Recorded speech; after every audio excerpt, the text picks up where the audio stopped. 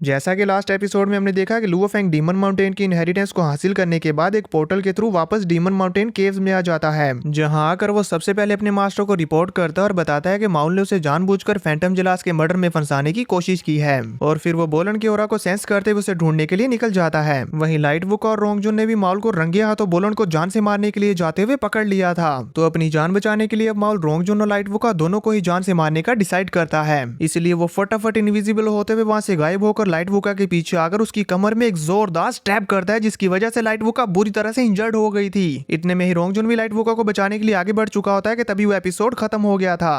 अब आगे इस एपिसोड की स्टार्टिंग भी होती है बिल्कुल उसी सीन से जहां पर माउल ने लाइट वोका के ऊपर अटैक करते हुए उसे बहुत ही बुरी तरह से इंजर्ड कर दिया था। अब इससे पहले कि वो उसके ऊपर दूसरा हमला करते हुए उसे जान से मार पाता, तभी रोंगजुन अपनी स्वॉर्ड के साथ उसके ऊपर एक जानलेवा अटैक करने के लिए काफी ज्यादा करीब पहुंच चुका होता है। इसलिए वो अपनी जान बचाने के लिए फटाफट लाइट वोका को रोंगजुन की तरफ थ्रो करते हुए वहां से अपनी जान बचाकर भागता है। इस वजह से रोंगजुन को अपना अटैक रोकना पड़ता है और वो फटाफट लाइट वोका को पकड़ते हुए उसे संभालता है। अभी वो लाइट वोका को पकड़ते हुए संभालता ही है कि तभी माउल ने फौरन से उनके ऊपर एक जानलेवा अटैक कर दिया था। उस अटैक को अपनी तरफ बढ़ता हुआ देखकर रोंगजुन शॉक हो जाता है और उससे बचने के लिए फटाफट अपनी अर्थ डोमेन का इस्तेमाल करता है, जिसकी वजह से माउल रोंगजुन की डोमेन के अंदर फंस जाता है। इस मौके का फायदा उठाते हुए रोंगजुन फटाफट अपनी स्वॉर्ड को उसके ऊपर थ्रो कर देता है, जिसकी वजह से वो थ्रो सीधी जाकर माउल को बुरी तरह से हिट करती है, जिसकी वजह से वो इंजर्ड हो गया था। देखने से ऐसा लग रहा था कि ये स्वॉर्ड उसके सीने में धंस चुकी होगी, पर नहीं, रोंगजुन की स्वॉर्ड उसे छू कर निकल जाती है, पर इसकी वजह से भी वो इंजर्ड हो चुका था। पर इससे उसे इतनी ज्यादा बड़ी इंजरी नहीं आई थी कि वो दोबारा इन पर अटैक ना कर पाए।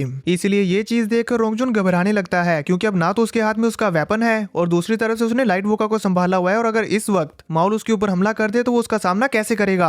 यहाँ हम देख पाते हैं कि रोंगजुन जिस चीज से डर रहा था होता भी बिल्कुल ऐसा ही है। रोंगजुन इधर उधर देख रहा होता है कि माउल कहां से अटैक करेगा, कि तभी हम देखते हैं कि माउल तो रोंगजुन के सर के ऊपर से बहुत ही ज्यादा तेजी के साथ नीचे आ रहा होता है और अपने वेपन्स के साथ सीधा उसके ऊपर हमला कर रहा था। माउल का वो अटैक रोंगजुन की तरफ आगे बढ़ रहा होता है, पर रोंगजुन यहाँ पर कुछ भी नहीं कर पाता। जैसे ही माउल का अटैक रोंगजुन को हिट होने वाला होता है कि तभी अचानक से उनके आसपास का सारा एनवायरनमेंट फ्रीज हो जाता है, जिसमें रोंगजुन और माउल भी फ्रीज हो चुके थे और उन्हें खुद भी समझ नहीं आता कि ये क्या हुआ। पर ये दोनों किसी न किसी तरह करके अपनी आंखें हिला पा रहे थे, इसीलिए वो अपनी आंखों को घुमाते हुए देखते हैं कि हमारे अलावा यहाँ पर कोई नहीं है सिवाय बोलन के। हो ना हो बोलन ही अपनी पावर्स का इस्तेमाल कर रहा है, और होता भी बिल्कुल ऐसे ही है। बोलन अपनी आंखें खोलता है और अपनी पावर्स को रिलीज करते हुए माउल के ऊपर अटैक करते हुए उसे दीवार के साथ सटा देता है। बोलन का ये अटैक इतना ज्यादा पावरफुल होता है कि वो तो अपनी जगह से हिल ही नहीं पाता, बल्कि वो उन चट्टानों के बीच में धंसे जा रहा था। वो वहां से निकलने की बहुत कोशिश करता है पर नहीं निकल पाता। यहाँ हम रोंगजुन को देखते हैं, जिसके लिए भी बोलन की रिलीज हो रही पावर्स के बीच में खड़े रह पाना बहुत ही ज्यादा मुश्किल हो जाता है। अब बोलन खड़ा होता है और धीरे धीरे करके अपने पूरे आर्मर को अनलॉक करते हुए अपनी पावर्स को रिलीज करता है, जिसके बाद वो अपनी भारी भरकम आवाज में कहता है, तो तुमने लुओ फेंग और जेलास को किल किया है। यहाँ ये कहने के बाद वो फौरन से अपना वेपन लेकर माउल के सर के ऊपर जाकर खड़ा हो जाता है। बोलन अपने जिस अटैक का इस्तेमाल कर रहा था, माउल उसके इस अटैक को फेस करते हुए कहता है, बोलन की विंड डोमेन डीमन माउंटेन की मैजिकल साउंड वेव्स के साथ मिक्स्ड है। इसकी वजह से एक तो माउल अपनी बॉडी को मूव नहीं कर पा रहा और दूसरा उसके माइंड के ऊपर ये इल्यूजन साउंड वेव्स हावी हो रही हैं। और जब थोड़ी देर तक वो बोलन की बात का आंसर नहीं करता तो बोलन अपनी और पावर्स को इस्तेमाल करते हुए कहता है, बताओ। उसके ऐसा करने की वजह से माउल की बॉडी पूरी तरह से चट्टानों के अंदर धंस जाती है और वो चट्टानों को तोड़ने लगी थी। उसे ऐसे लग रहा था जैसे कि उसकी बॉडी इस प्रेशर की वजह से क्रश हो जाएगी। इसीलिए वो डरते घबराते हुए कहता है, हाँ मैंने ही किया है, नहीं मैंने नहीं किया। ये कहते हुए अपना सर पकड़ लेता है और जोर जोर से चिल्लाने लगता है, क्योंकि उसका सर बुरी तरह से फट रहा होता है। उसकी इस हालत को देखते हुए लाइट वुका रोंगजुन से कहती है, माउल की स्ट्रेंथ बोलन से ज्यादा है, लेकिन फिर भी बोलन उसके माइंड को डिस्टर्ब कर पा रहा है। ऐसा लगता है कि बोलन ने खुद को इन डीमन साउंड वेव्स के साथ टेम्पर्ड कर लिया है, इसीलिए उसके ऊपर यहाँ की साउंड वेव्स का कोई भी असर नहीं हो रहा और वो इसे अपने अकॉर्डिंग इस्तेमाल कर पा रहा है। इसने तो एक और ब्रेक थ्रू कर लिया। लाइट वुका की ये बात रोंगजुन बड़े ही गौर से सुन रहा होता है और साथ ही साथ माउल और बोलन की तरफ भी देख रहा होता है, जहाँ बोलन माउल से कहता है, अब क्योंकि तुमने कॉन्फेस कर लिया है कि तुमने ही लुओ फेंग और जेलास को किल किया है, तो अब मैं तुम्हें ऑन द स्पॉट ऐसा करने का अंजाम दिखाता हूँ। ये कहते साथ ही बोलन गुस्से में अपनी स्वॉर्ड्स उसके ऊपर स्लैशेस लगा देता है। बोलन के ये अटैक्स माउल को हिट होने वाले होते हैं कि तभी उसके सामने एक वर्ल्ड मास्टर अपीयर होते हुए अपनी किक से बोलन के इन अटैक्स को डिस्ट्रॉय करते हुए माउल की जान को बचा लेते हैं। और हमें देखने को मिलता है कि ये वर्ल्ड मास्टर और कोई नहीं बल्कि वही है जिन्होंने लुओ फेंग का पीछा करते हुए उसे जान से मारने की कोशिश की थी। वो बोलन के इस अटैक को डिस्ट्रॉय करने के बाद उससे कहते हैं, तुम ये डिसाइड करने वाले कौन होते हो कि तुम इसे जान से मारोगे। मास्टर वुकी को देखते हुए बोलन फाइट के लिए तैयार हो जाता है और उनसे कहता है, तुम कौन हो। तभी ही माउल खुद को संभालते हुए वर्ल्ड मास्टर वुकी के पीछे से कहता है, फ्लेम लॉर्ड प्लीज बोलन और बाकी सभी को मारने में मेरी हेल्प करें। मास्टर वुकी उससे कहते हैं, तुम बेकार हो, अपना मुंह बंद रखो। ये कहते हुए वो भी अपनी पावर्स को रिलीज करते हुए जोर के साथ माउल को चट्टानों में दे के मारते हैं, जिससे माउल को गुस्सा तो बहुत आता है पर बेचारा कुछ नहीं कर पाता। तभी वर्ल्ड मास्टर वुकी बोलन से कहते हैं, ऐसा लगता है कि तुम अभी तक अपनी सिचुएशन को समझ नहीं पाए। बोलन, भले ही तुम जीनियस बैटल के नंबर 1 चैंपियन हो, लेकिन आज तुम और तुम्हारे साथियों का सफर बस यहीं पर खत्म हो जाएगा। इस पर बोलन कहता है, तुम्हें लगता है तुम वर्ल्ड मास्टर हो तो तुम्हारा जीतना पक्का है?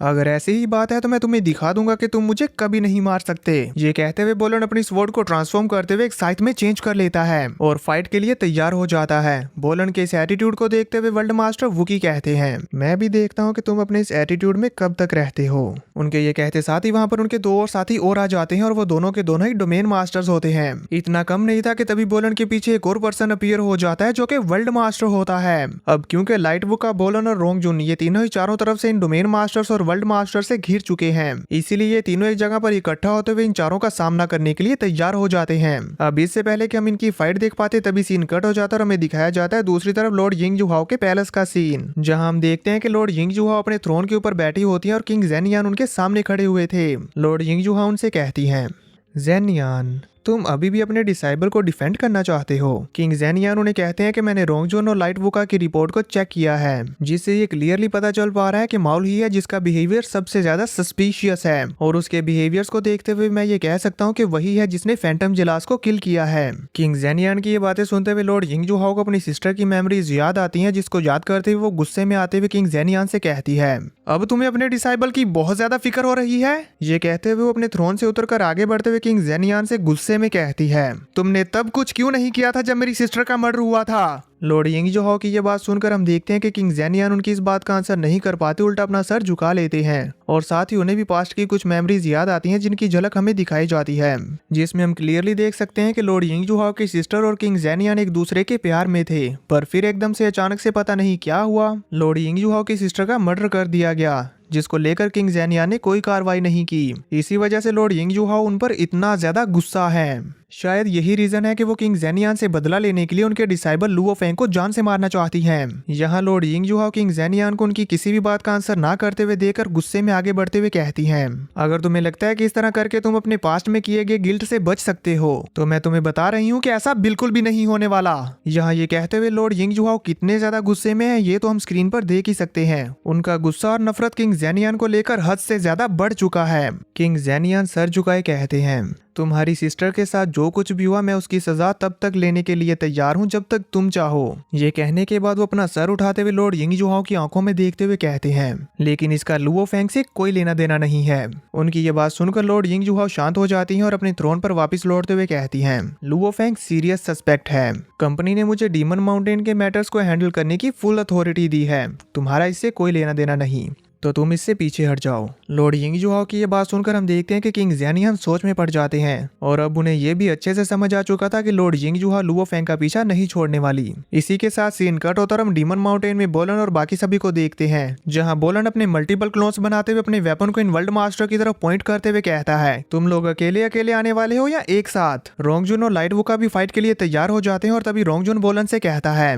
बोलन तुम हमारी फिक्र मत करना, बस यहाँ से बाहर जाकर सभी को सच बताना। इस पर मास्टर वुकी कहते हैं, तुम लोग आज यहाँ से बचकर जा ही नहीं पाओगे। इसी के साथ उन सभी ने मिलकर चारों तरफ से इनके ऊपर हमला करना शुरू कर दिया था। अब इससे पहले कि इन वर्ल्ड मास्टर्स के अटैक बोलन और बाकी सभी को हिट हो पाते, तभी एक तरफ से लेजर बीम का अटैक आता है जो वर्ल्ड मास्टर वुकी के एक साथी जो कि वर्ल्ड मास्टर लेवल पर है उसे हिट होते हुए जान से मार डालता है। ये देखकर तो सभी के सभी लोग ही शॉक हो जाते हैं कि अचानक से ये लेजर बीम का अटैक कहां से आ गया। हमें स्क्रीन पर देखने को मिलता है कि वो वर्ल्ड मास्टर जिसके साथ ये लेजर बीम का अटैक हिट हुआ था वो तो ऑन द स्पॉट मारा जाता है और सिर्फ उसकी बॉडी के कुछ टुकड़े ही बाकी बचते हैं। यहाँ किसी को भी कुछ समझ नहीं आ रहा था कि ये अटैक कहां से आया। तभी ही उन सभी की नजर पड़ती है लुओ फेंग पर और हमें देखने को मिलता है कि ये अटैक तो लुओ फेंग ने इन पर किया था, जो एक वर्ल्ड मास्टर को किल करने के बाद स्माइल करते हुए कहता है, वाकई ये लेजर बीम तो एक वर्ल्ड मास्टर को भी किल कर सकती है। वहीं माल लुओ फेंग को देखते हुए शौक होते हुए कहता है, लुओ फेंग तुम अभी तक मरे नहीं। वर्ल्ड मास्टर वुकी अपने सभी साथियों से कहते हैं पहले इस लुओ फेंग को किल करो। अब इससे पहले कि वो लुओ फेंग पर अटैक करने के लिए आगे बढ़ पाते, बोलन उनके पीछे अपीयर होते हुए उनके ऊपर जानलेवा अटैक करता है। इसी के साथ इनके बीच में फाइट शुरू हो जाती है, जहां पर वो डोमेन मास्टर बोलन के हमले से बचते हुए उसके ऊपर लेजर कैनन से शूट करके उसे जान से मारने की कोशिश करता है, पर बोलन बड़ी आसानी से उसके लेजर बीम के हमले से बचते हुए अपने साइड के साथ उस पर जानलेवा अटैक करके उसे जान से मार डालता है। इसी के साथ साथ उसने उस डोमेन मास्टर के कोर को भी डिस्ट्रॉय कर दिया था। तभी इतने में ही वर्ल्ड मास्टर वुकी ने भी अपनी जानलेवा किक के साथ बोलन के ऊपर हमला करना शुरू कर दिया था, जिसे बोलन अपने साइड को सामने करते हुए ब्लॉक करता है, लेकिन वहां पर एक जोरदार ब्लास्ट होता है और हमें देखने को मिलता है कि बोलन ने वर्ल्ड मास्टर वुकी के अटैक को ब्लॉक कर लिया है। अब इससे पहले कि वो कुछ भी कर पाता, तभी दूसरा वर्ल्ड मास्टर तेजी के साथ आते हुए बोलन को एक जोरदार पंच दे मारता है, जो कि इतना ज्यादा पावरफुल होता है कि बोलन कई सारी चट्टानों को तोड़ते हुए दूर जा लगता है। पर अभी भी वो दोनों वर्ल्ड मास्टर उस पर हमला करने से रुकते नहीं, बल्कि वो उसका पीछा करते हुए उसके ऊपर और अटैक्स करने लगते हैं। तभी लुओ फेंग अपनी लेजर बीम से उन दोनों वर्ल्ड मास्टर को टारगेट करते हुए उन्हें किल करने की कोशिश करता है, पर वो लोग बोलन के ऊपर हमला करने से भी रुक जाते हैं और साथ ही साथ लुओ फेंग के लेजर बीम अटैक से भी बच जाते हैं। और अब इसकी वजह से उनकी अटेंशन लुओ फेंग की तरफ हो गई थी, तो एक वर्ल्ड मास्टर लुओ फेंग का पीछा करने लगता है, पर फेंग यहाँ पर अपनी मूशा बॉडी का इस्तेमाल करते हुए अपनी कॉन्ड्रिल के साथ चट्टानों के अंदर से होता हुआ इनके ऊपर छुप छुप कर हमले कर रहा था। यहाँ बोलन वर्ल्ड मास्टर वुकी के साथ फाइट कर रहा होता है, जबकि दूसरे वर्ल्ड मास्टर के साथ लुओ फेंग की फाइट भी शुरू हो जाती है और इनकी ये फाइट कितनी ज्यादा एपिक हो रही होती है ये आप स्क्रीन पर देख ही सकते हैं। इनके छोटे छोटे अटैक्स के टकराने की वजह से वहां पर बड़े बड़े ब्लास्ट हो रहे थे। इसी दौरान वर्ल्ड मास्टर लुओ फेंग को उलझाने के बाद अपनी लेजर कैनन को बाहर निकालते हुए फेंग के ऊपर शूट कर देता है। उसे ऐसा करता हुआ फेंग ने भी देख लिया था, इसीलिए वो भी जल्दी से अपनी लेजर कैनन को बाहर निकालते हुए उसके ऊपर शूट कर देता है, जिसकी वजह से इन दोनों के लेजर बीम के अटैक्स एक दूसरे के साथ टकराने लगते हैं और एक दूसरे को ओवर पावर करने की कोशिश कर रहे थे, पर क्योंकि ये दोनों ही लेजर वेपन से एक दूसरे के बराबरी की है, इसी वजह से कोई भी किसी को ओवर पावर नहीं कर पाता और एक जोरदार धमाका हो जाता है। ये धमाका इतना ज्यादा खतरनाक होता है कि सभी वर्ल्ड मास्टर बोलन, रोंगजुन, लाइट वुका और सभी के सभी को अपनी जान बचाकर यहाँ से दूर भागना पड़ता है। इधर हम फेंग को देखते हैं जो इस धमाके से बचते हुए दूर आ जाता है, लेकिन उसकी लेजर बीम के अंदर से स्पार्क्स निकल रहे थे। वो बाता बाहर आते हुए लेजर बीम को चेक करते हुए फेंग को बताती है ये लेजर गन तो ओवरलोड होने की वजह से टूट चुकी है, अब तुम इसे और इस्तेमाल नहीं कर पाओगे। और फिर वो उसे ये कहते हुए वहां से चली जाती है कि अगर तुम इनसे ना जीत पाओ तो अपनी जान बचाकर भागना। फेंग इस लेजर गन को अपनी स्टोरेज रिंग में रख देता और फाइट करने के लिए तैयार हो जाता है कि तभी रोंगजुन और बोलन भी उसके पास आ गए थे, जहां हम देख पाते हैं कि रोंगजुन ने लाइट वुका को उठाया हुआ है क्योंकि लाइट वुका बुरी तरह से इंजर्ड है। अब क्योंकि वो दोनों वर्ल्ड मास्टर्स इस लेजर बीम के अटैक्स की वजह से डिस्ट्रैक्ट हो गए हैं, इसीलिए इस मौके का फायदा उठाते हुए ये सभी लोग यहाँ से बचकर भागने का डिसाइड करते हैं और तेजी के साथ फ्लाई करते हुए डीमन माउंटेन से बाहर निकलने की तरफ चल पड़ते हैं। ये चीज जल्दी वर्ल्ड मास्टर्स को रियलाइज हो जाती है, इसलिए वो कहते हैं तुम लोग हमसे बचकर नहीं भाग पाओगे। ये कहते साथ ही वो भी तेजी के साथ इनका पीछा करना शुरू कर देते हैं। तो अब देखेंगे नेक्स्ट एपिसोड में कि क्या लुओ फेंग और उसके साथी इन वर्ल्ड मास्टर्स के चंगुल से बचकर निकल पाएंगे।